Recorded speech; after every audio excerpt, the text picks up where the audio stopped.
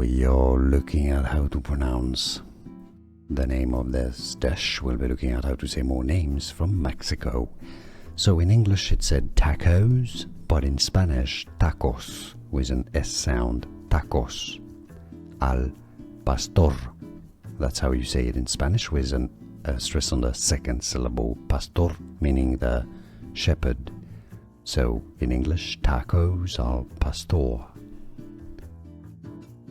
We are looking at how to pronounce the name of this dish. We'll be looking at how to say more names from Mexico. So in English it said tacos, but in Spanish tacos with an S sound, tacos. Al pastor.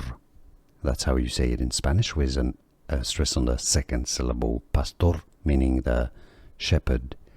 So in English, tacos al pastor.